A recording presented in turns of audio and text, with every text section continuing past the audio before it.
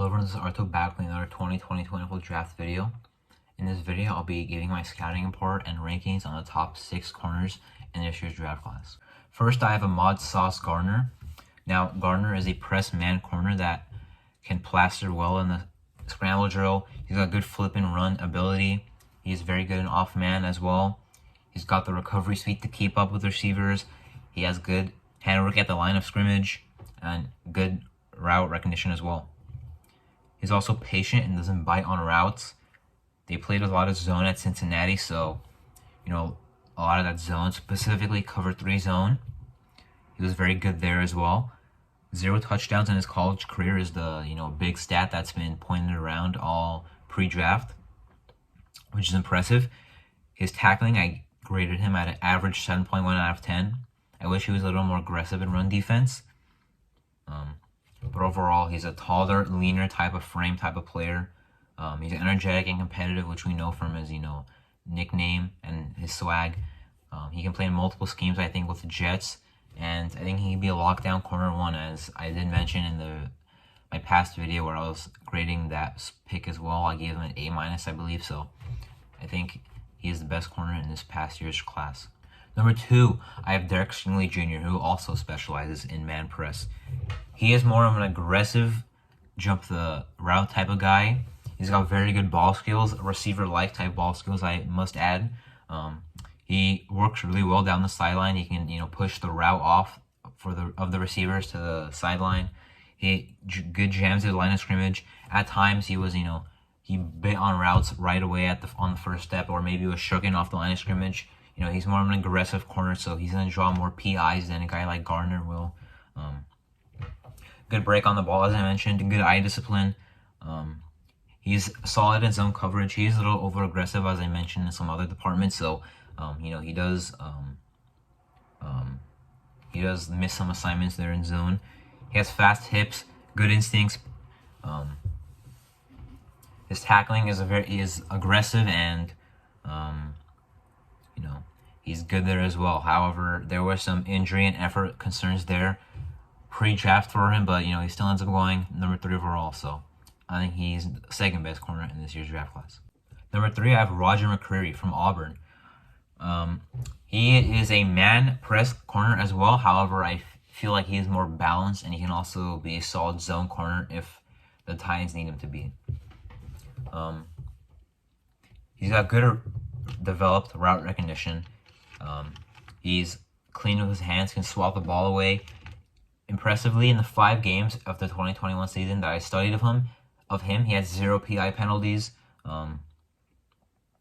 He's good in off-man coverage, smooth at the line of scrimmage. He's a 3-level defender. He can play slot and outside. He's proven, his great coverage ability against SEC opponents as well. Good jam at the line of scrimmage, good hand placement.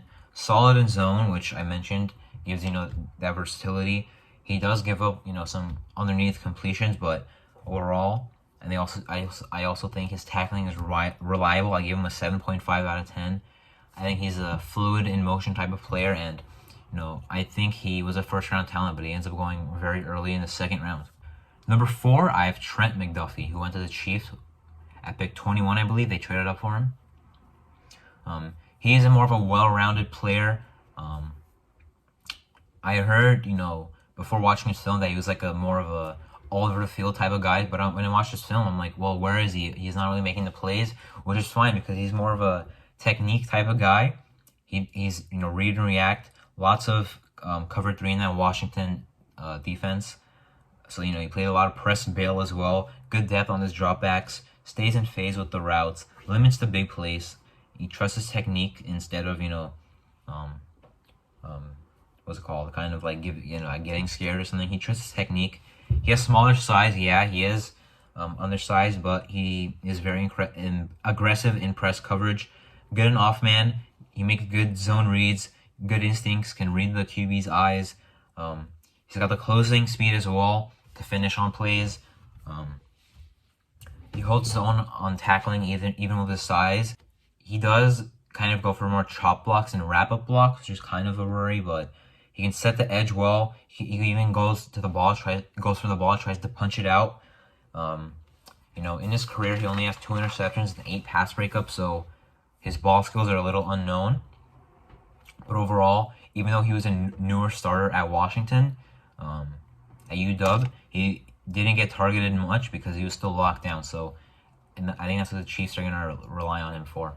Number 5, I have Andrew Booth Jr. from Clemson, who went to the Vikings in the second round. He is a zone type of corner. He's good in off man. He can track the ball in the air well as well. Route recognition is about an average grade I gave him. He can mirror receivers. His press bail specialty is where his zone coverage is the best. You know, cover 3 or cover 1 press bail, as I mentioned, with McDuffie. His man coverage definitely should improve. He does sometimes struggle against bigger and faster receivers. Receivers. He showed a developing football IQ, good athletic traits already. Now his tackling is inconsistent. He shows the technique to be a good tackler. However, you know, he needs to improve actually making the tackle there. He can go low as well. He can defeat blocks, but also he needs to improve his balance. I don't know why in the game against NC State I was watching, he kept slipping on the field like 4 times. I don't know why, but I had to write it down. So number 5, I have Andrew Booth Jr. Number 6, I have Kaiir Elam, who went in the first round to Buffalo. Now, he more relies on his man coverage ability. He knocks receivers off the routes. He can high point the ball, so he has good ball skills, solid range, and good break on the ball. He doesn't really bite on the routes. He has good route recognition as well. Now, he is a little grabby, so he will draw some PIs. You know, if he wasn't as grabby, I think his man coverage would have been a lot better. His tackling is bad. He doesn't use his hands. He can't fight off the blocks, you know, and sometimes he even avoids the tackle. So that's something you definitely want to see improve, especially as a guy who is labeled more as an aggressive man coverage corner. So, yeah, I have him as at number 6. He did go in the first round. It's not like I don't have much of a problem with it. However, I think talent-wise, there are others that should have gone in the first round when, you know, they didn't and Elam did. So those are my scouting reports and rankings on 6 corners in this year's draft class. I'm going to continue to make these 2020 NFL draft videos as well. You know, we've talked about the corners, the receivers, and quarterbacks already. You know, I might do some more positions, but yeah. Thank you for watching this video.